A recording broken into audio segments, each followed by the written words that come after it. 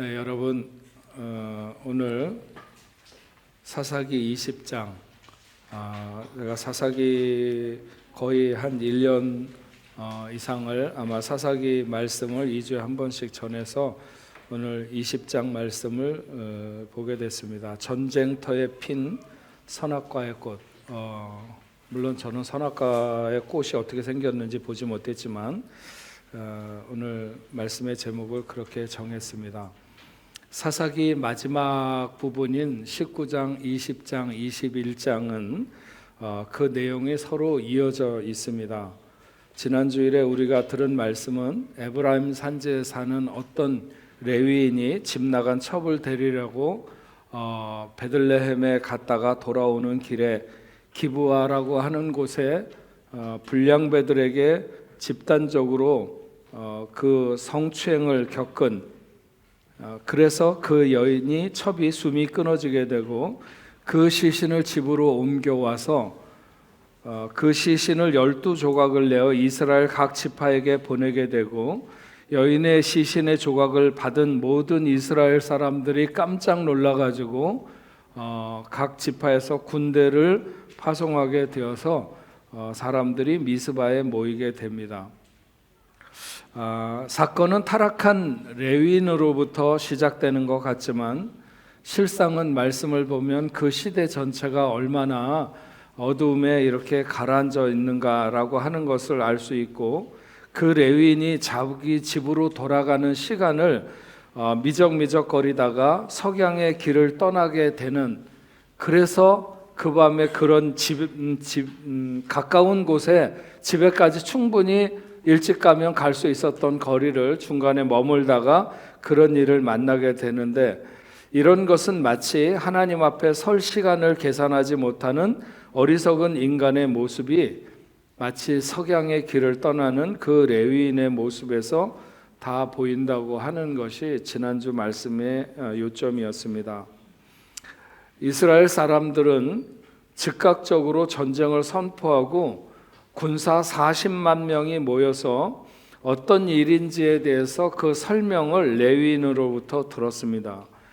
레위인은 자초지정을 이야기했고 그 이야기를 들은 사람들은 흥분했으며 아무도 우리는 결코 그냥 돌아가지 못하리라. 그래서 적어도 각 지파의 10분의 1씩은 차출을 해서 베냐민 지파 기브아의 그 불량배들을 응징하고자 하는데 결의를 하게 됩니다.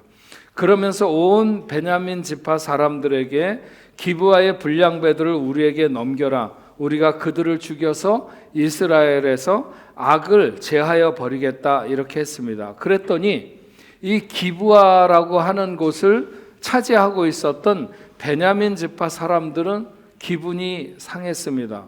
그래서 그렇게 하지 못하겠다. 너희가 전쟁을 하고자 한다면 그래 해보자. 그래서 온 베냐민 지파 사람들 중에 싸움에 나갈 만한 사람들이 다 모였는데 2만 6천 명이 기브아라고 하는 곳에 모이게 되었습니다. 그리고 기브아의 주민 중에서 물매를 잘 던지는 왼손잡이들이 있었나 봐요. 어쨌든 그런 사람이 700명이 합류하게 됐죠. 그래서 이스라엘 전체를 대표하는 40만 명의 군사와 베냐민 지파만을 대표하는 26,700명이 전쟁을 하게 된 것입니다. 이스라엘 전체를 대표하는 사람들은 베델로 올라가서 하나님께 물었습니다. 누가 먼저 올라가서 베냐민 지파와 싸울까요? 그랬더니 하나님이 유다가 먼저 가라. 이스라엘 백성이 기브아를 마주하고 진을 치고 베냐민 지파와 싸움을 하게 되는데 그 싸움을 하는 첫날에 이스라엘 그 40만의 군사가 모인 그 사람들 중에서 2만 2천 명이 죽게 됩니다. 이스라엘 사람들이 낙심도 되고 너무 슬펐지만 그래도 다시 마음을 추스리고 전열을 가다듬어서 여호와 앞에 나가서 저물도록 울다가 다시 나가서 베냐민 지파와 싸우느냐 그렇게 물으니까 하나님이 올라가서 치라는 거예요. 그래서 그 다음날 이스라엘 자손이 베냐민 자손과 다시 싸움을 하러 나갔는데 거기서 또 18,000명이 죽는 것이었습니다. 이스라엘 백성들은 너무 참담했죠. 그래서 모두 베델로 올라가 하나님 앞에 날이 저물 때까지 금식하면서 아무것도 먹지 않고 울다가 하나님 앞에 번제와 화목제를 드리고 다시 물어봅니다. 내 형제 베냐민 자손과 싸우리까 말릴까? 그랬더니 여호와께서 올라가라, 내일은 내가 그를 내 손에 넘겨주리라, 이렇게 말씀하십니다. 어쨌든 그렇게 해서 다시 싸우게 되었고, 두 번에 걸쳐서 그 많은 군사들을 상대로 해서 싸움에서 이긴 이 베냐민 지파 사람들은 한껏 고무되어 있어서 이스라엘 작전에 말려들게 됩니다. 그래서 26,700명 중에서 25,000명이 전멸하게 되는, 죽게 되는, 거의 전멸한 거죠. 그래서 이 베냐민의 패잔병 600명이 광야로 도망가고 몸을 피했고, 나머지 사람들은 몽땅 다 죽었고, 그들이 살아가던 성읍에 남아있던 아녀자들과 아이들 이런 모든 사람들을 다 죽이는, 정말 온 동네가 성읍이 불타고 그 가족들이 씨를 말리듯이 다 죽었습니다. 이렇게 되었다고 하는 것까지가 오늘 우리가 본 사사기 20장의 내용입니다.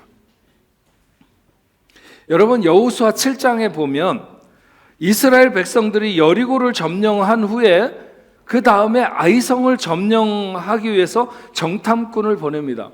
정탐꾼들이 아이성을 정탐한 후에 돌아와서 말하기를, 우리 이스라엘의 모든 군사가 갈 필요는 없을 것 같습니다.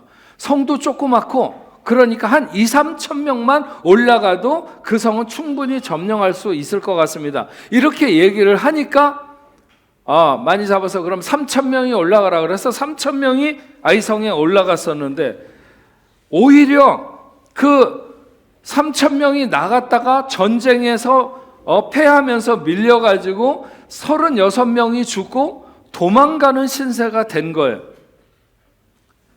그러니까 그들이 여호와의 궤 앞에서 땅에 엎드려서 머리에 티끌을 뒤집어 쓰고 울면서, 하나님 왜 우리를 이곳까지 인도하셔서 원수 앞에 도망갈 수밖에 없는 그런 신세가 되게 하셨냐고, 왜 패배자가 되게 하셨냐고 하나님을 원망하면서 이렇게 하소연을 합니다. 어떻게 했으면 좋겠습니까? 하나님 앞에 묻는 거죠. 여러분, 이 사람들은 자기들이 왜 싸움에 졌는지를 몰랐어요. 2,000~3,000명만 올라가도 너끈히 다 그냥 초토화를 시키고도 남을 것 같은 그 작은 성읍에, 자기네들은 여리고 성을 무너뜨렸던, 아무것도 안 갖고 소리 질러가지고 그래서 여리고를 무너뜨렸던 사람인데, 그 작은 아이성을 하나 못 무너뜨리고 패해서 도망가는 신세가 되었는데 왜 그랬는지를 몰랐어요. 근데 그것은 아간이라고 하는 사람의 범죄가 그들의 승리를 가로막고 있었던 것이죠.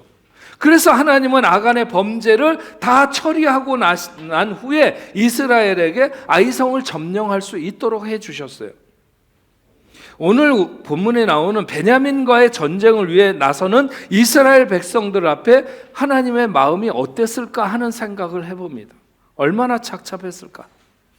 기브아의 불량배들이 한 행동은 동정의 여지가 없이 나쁜 짓이고 하나님이 미워하시는 행동이에요. 그것이야말로 이스라엘 모든 지파의 사람들이 결의한 대로 잡아다가 모두 다 죽여도 죽여야 마땅한 그런 일이었죠.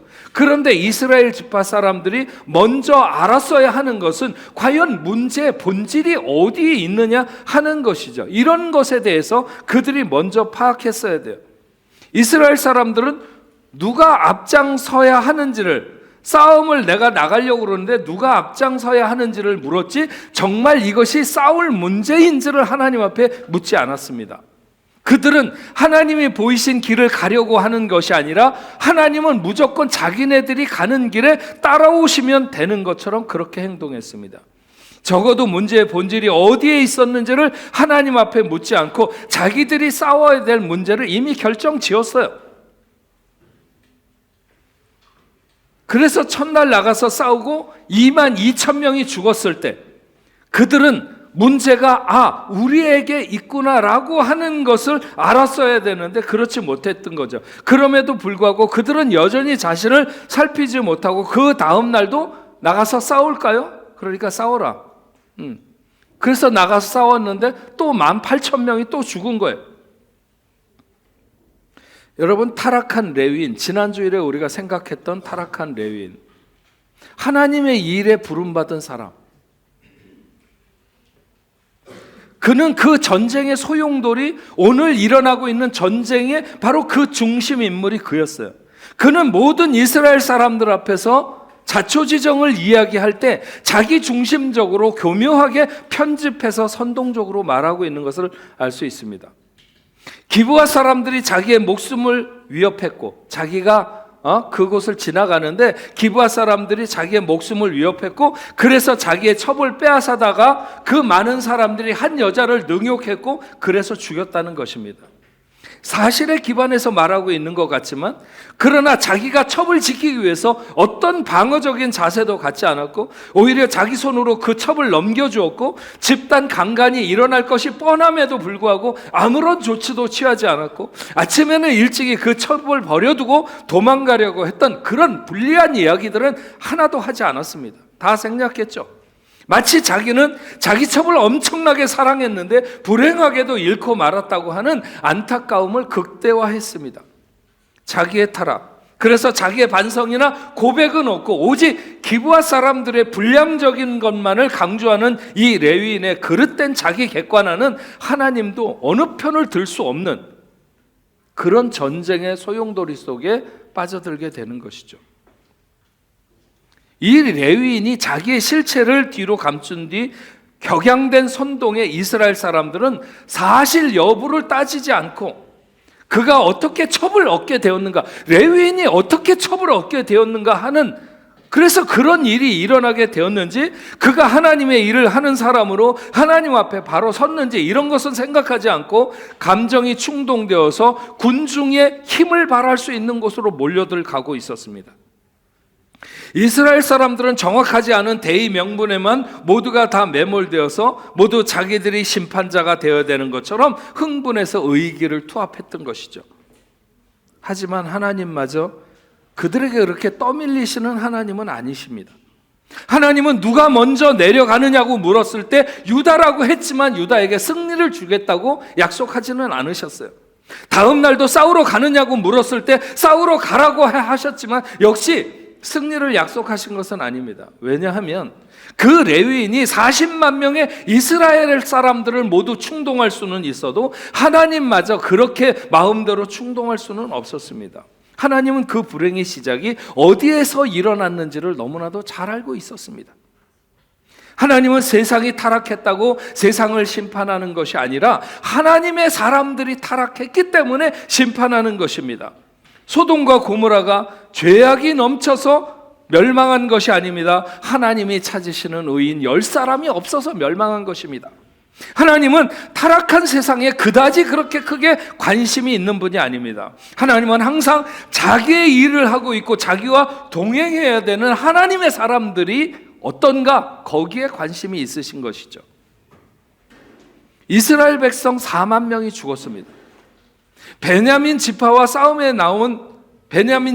싸움에 나온 사람이 몽땅 26,700명인데 거의 2배에 가까운 사람들이 죽었습니다. 이렇게 보면 결과론적으로 베냐민과의 싸움에서 그들은 이겼지만, 결과론적으로 이겼지만 진 싸움이었습니다.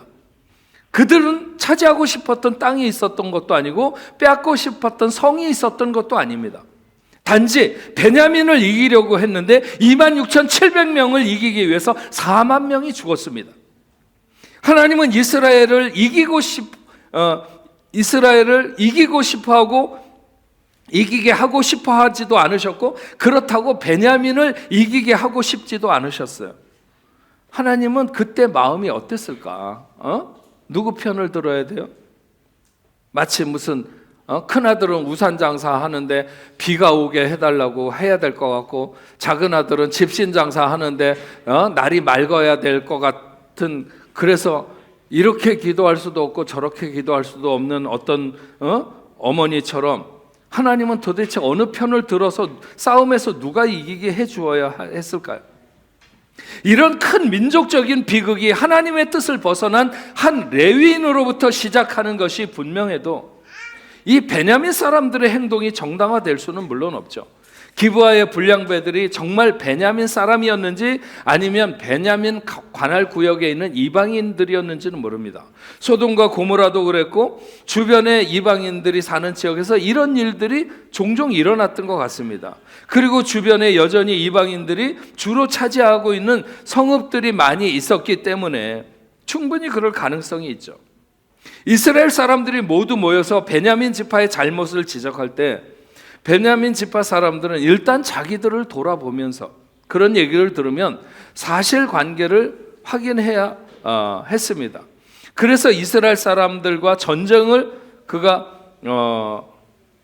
불사하게 되지만 아무리 그들이 자기들보다 거의 20배나 많은 사람들이라 해도 물러서지 않고 싸우는 용기는 가상할지 모르지만 그들의 싸움은 결코 수의 많음과 적음의 문제가 아니고 크고 작음의 어떤 그런 것으로 승패가 갈리는 것이 아닙니다. 이스라엘은 수도 없는 많은 전쟁을 치루었고 객관적인 전력이 아무리 약해도 그들은 그런 싸움에서 이긴 적이 굉장히 많았습니다. 그러나 그것은 하나님이 함께 하실 때 가능했던 일인 것이죠. 수가 많은 군대와 싸움에서 전력이 딸려서 밀리는 것이 아니라 하나님과의 관계에서 그들은 정당성을 확보하지 못했기 때문에 하나님은 그들의 손을 들어줄 수가 없었던 것입니다. 물론 이스라엘 모든 지파도 마찬가지예요. 그들도 하나님과의 관계에서 싸움에서 이겨야 되는 정당성은 그 사람들에게도 없었어요. 결국 승자는 없고 패자만 있는 그런 싸움이, 그런 전쟁이 된 것이죠. 베냐민 사람들은 자기 지파의 명운을 너무 헛된 싸움에 다 걸었습니다. 모든 사람이 협동해서 무엇인가를 하는 것은 굉장히 귀한 일이고 때로는 아름다울 수도 있습니다. 하지만 마치 불량배들이 집단으로 몰려가서 한 여인에게 악을 저지른 것 같이 모양만 다를 뿐 베냐민 모든 사람들은 불량배들이 그렇게 했다고 하는 유사한 성향을 드러내고 있는 것이죠. 정말 자신들에게 그런 일이 있었는가 해서 자기를 점검하고 실제로 그런 일이 있었다 하더라도 자기들이 그 불량배들을 잡아다가 우리가 어떻게 벌을 주거나 그렇게 하겠다고, 우리가 처단하겠다고 이렇게 이스라엘 다른 지파 사람들과 얘기를 했어야 합니다. 하지만 그들은 일단 다른 지파가 자기 지파의 일에 간섭한다고 이렇게 생각을 해서 너희들이 정말 싸우려고 한다면 우리도 마다하지 않고 싸우겠다. 숫자는 적지만 다 죽는 한이 있어도 나가서 싸우겠다. 그래서 싸우다가 다 죽은 거예요. 네. 그들이 마주하게 된 결과는 광야로 도망간 600명을 제외하고는 다 전멸하는 불행을 맞게 됩니다.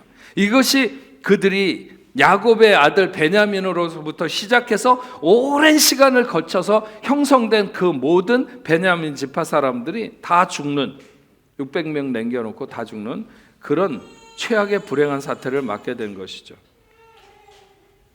여러분, 우리는 오늘 이스라엘과 베냐민의 싸움이 이 사사기 맨 마지막 장 마지막 절에 나오는 말씀, 그 말씀은 그때 이스라엘의 왕이 없으므로 사람이 각기 자기 소견에 옳은 대로 행하였더라.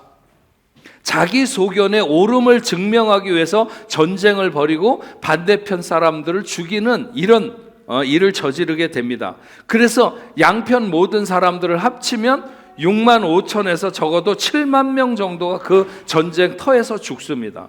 아마 집이나 이런 곳에 있는 사람들 더 많았을 거예요. 결국 이들은 모두 같은 민족이었고 한 형제들이었어요.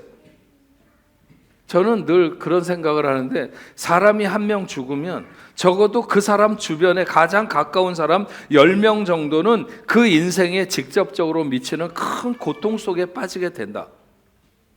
어떤 아이들은 평생의 아버지 없이 살아야 되고 어떤 사람은 죽을 때까지 자기 자식을 못 봐야 되고 그런가 하면 사랑하는 남편을 잃는 사람도 있고 형제를 잃는 사람도 있습니다. 결국 100만에 가까운 사람들이 평생 사랑하는 사람을 잃은 슬픔과 곤고함을 가지고 살아갈 수밖에 없는 비극이 일어나는 현장이 그 전쟁이었습니다. 그런데 그 싸움의 중심은 바로 자기 소견의 옳음을 증명하기 위한 싸움, 바로 그것이라고 하는 것이죠. 베냐민과 기브아도 그것 때문에 모여들었고, 단에서 브엘세바까지 모든 이스라엘 지파들도 그것 때문에 모였습니다. 오늘을 살아가는 사람들도 역시 자기 옳음을 주장하고 증명하기 위해서 싸우며 살아갑니다. 그리고 그 옳음을 증명하기 위해서 사람들은 자기의 동조 세력을 구하게 되고, 그래서 누군가를 희생자로 만들거나 아니면 자기와 자기가 규합한 사람들이 희생을 당하기도 합니다. 결국 그렇게 자신의 옳은 것을 주장하기 위해서 온몸을 던져서 말하지만, 성경이 말하는 것은 의인은 없나니 하나도 없다고 말씀하고 있습니다. 스스로 옳다고 말할 수 있는 사람도 없고, 그 옳음을 판단할 수 있는 사람도 없다. 그런 자격을 가진 사람도 없다. 그 기준과 판단은 오직 하나님만이 하신다는 거예요. 그래서 그런 하나님에서 벗어나면 우리는 모두가 자기 소견에 옳은 대로 살아가는 사람일 뿐이라고 하는 것입니다. 이스라엘도 베냐민도 모두 자기들의 정당성을 주장하고 그것을 위해서 싸우지만 둘 다 승리하지 못하는, 둘 다 지독하게 패배하는 나락으로 떨어지게 됩니다. 개인이든 집단이든 누가 옳은가 하는 것에 붙들리기 시작하면 이것은 좀처럼 헤어나기 힘든 늪과도 같습니다. 이것은 결국 창세기에서 하나님이 아담과 하와에게 따먹지 말라고 한 선악과가 그것입니다. 동산 모든 나무의 실과는 얼마든지 임의로 먹을 수 있다. 다만 선악을 알게 하는 나무의 열매는 먹지 말라. 먹는 날에는 죽으리라. 그러나 뱀의 꼬임에 넘어간 아담은 그것을 자기가 먹고 자기 아내 하와에게도 주어 그걸 먹게 했습니다.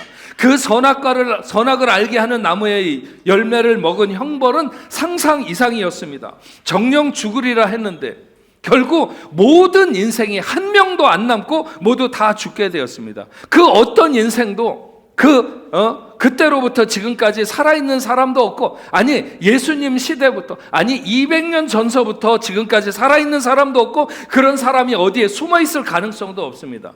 인간이 노동을 해야 먹고 살 수 있거나, 아이를 해산할 때 여자가 수고를 겪어야 하거나, 수도 없는 많은 불편한 일들이 생겨나게 되었지만, 그 중에 가장 치명적인 아킬레스건을 안고 살아갈 수밖에 없게 된 것은, 그것이 인간에게 생긴 것이 있다면 그것은 사람이 선악을 알게 하는 것에 매달리게 되는, 즉 누가 옳은가 하는 것에 쉽게 붙잡히게 되는 것이고, 그것 때문에 자기를 증명하려고 사람들은 상대를 죽이기까지 집착을 드러내게 된다고 하는 것입니다. 인류의 수많은 전쟁들이 바로 그런 싸움이었고, 개개인의 수많은 관계가 깨지거나 원수가 되는 이런 것 또한 바로 그런 문제에서 오게 되었다고 하는 것입니다. 여러분, 저와 여러분의 삶이 결코 옳음을 증명하고자 하는 그런 몸부림의 삶이 되어서는 안 됩니다. 상대방이 잘못되었다고 하는 것을 증명하고자 하는 노력하는 것도 결국은 헛된 것입니다. 우리는 주님의 소견을 따르고 주님의 옳음을 따르는 삶을 살아야 합니다. 제가 읽은 글 가운데 그런 글이 있었어요. 어느 날 저녁 부부가 동반 모임에 있어 외출하고 돌아온 부부는 늦은 시간 잠자리에 들었다. 바쁜 일정으로 힘들었지만 남편을 씻고 바로 침대에 들어갔고, 뒤늦게 들어온 아내도 남편 옆자리에 와서 누웠다. 그런데 방에 불을 끄지 않은 상태였기 때문에 남편은 아무 생각 없이 여보 불 꺼야 되겠는데 했다. 그러자 아내는 맞아 불을 꺼야겠네요 하고는 계속 누워 있었다. 이렇게 서로 미루다 보니 눈치를 보는 선을 넘어서 신경전을 벌이는 사태까지 나가게 되었다. 남편은 속으로 요즘 좀 잘해줬더니 머리 꼭대기까지 올라가려고 하네. 뭔가 좀 더 강하게 대처해야 되겠어. 그래야 정신을 차리지. 이렇게 생각하고 있었고, 아내 역시 여태까지 불 끄고 문 단속하는 건 다 내가 했는데 자기가 한번 해주면 안 되나? 몸살기도 있고 힘든데 자기가 좀 꺼주지. 내가 불 꺼주려고 시집 온 것도 아니고. 이런 생각을 했다고 합니다. 여러분, 두 사람의 생각 중에서 누구의 생각이 옳을까요? 여자들은 여자의 생각이 옳은 것 같고, 남자는 남자의 생각이 옳은 것 같고, 사실 두 사람의 생각이 다 옳습니다. 하지만 둘 다 지극히 자기 중심적이고 이기적이라고 하는 것이죠. 여러분, 선악과는 이기주의 토양에서 굉장히 잘 자라는 나무입니다. 자기 중심적인 이기심은 상호관계를 깨트리는 죄악의 뿌리인 것입니다. 이기심에 누가 옳은가 하는 논리에 붙들리기 시작하면 결국은 모두가 파멸로 가게 되어 있습니다. 이스라엘 사람들은 베냐민이 옳지 못하다고 하는 생각에 자기들이 가만히 있으면 안 되겠다 이렇게 생각했습니다. 베냐민 사람들은 자기들만 왕따시키며 마치 이즘해하고 있는 생각이 들어서 자기들이 가만히 있으면 안 되는 이스라엘이 옳지 못하다고 생각했습니다. 그러나 그것은 어디까지나 양편 모두가 자기 중심적인 생각이고 자기를 돌아보지 못하는 이기적인 생각인 것이죠. 그들은 모두 하나님 앞에 각자 과연 내가 옳은가 하는 것을 점검받았으면, 한편이라도 그랬으면 그런 엄청난 비극은 일어나지 않았을 것입니다. 그랬으면 그렇게 서로가 서로를 죽이는 패배의 싸움은 일어나지 않았을 것입니다.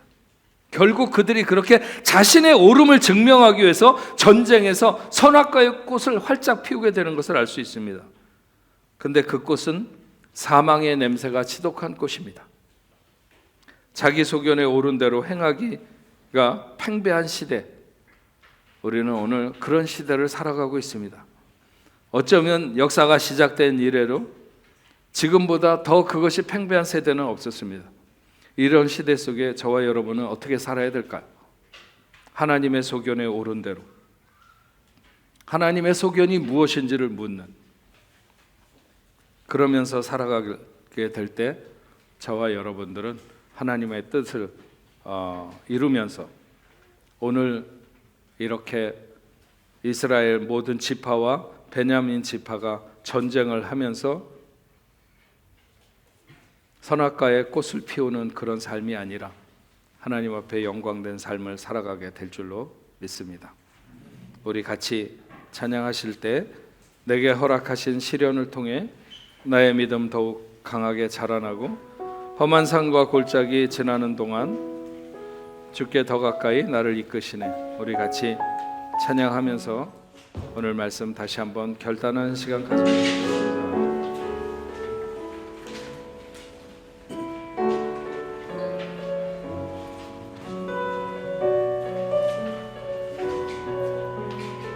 내게 허락하신 시련을 통해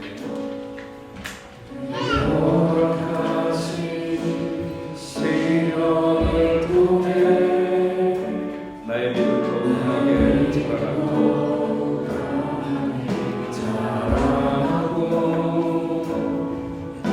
험한 산과 골짜기 지나는 동안 주의 영광이 나를 이끄시네. 내가 돕는 시험 어렵고 힘겨도 내 주님보다 크지 않네. 내 앞에 바다가 갈라지지 않으며